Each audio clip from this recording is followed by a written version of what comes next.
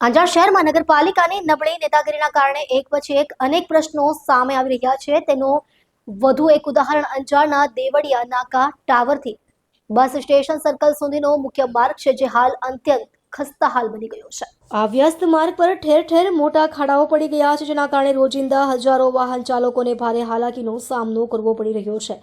ખરાબ રસ્તાની સ્થિતિના કારણે અકસ્માતોની સંભાવના વધી ગઈ છે અને અનેક વાહન ચાલકો કમર તથા વાહનના નુકસાનની ફરિયાદો કરી રહ્યા છે.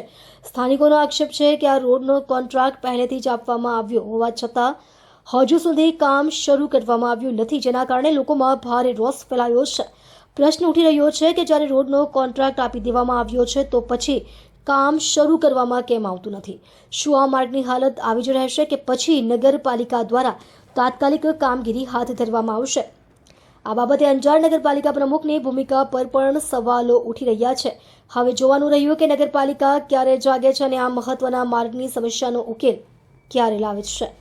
રિપોર્ટ ભરત ઠાકોર, કચ્છ.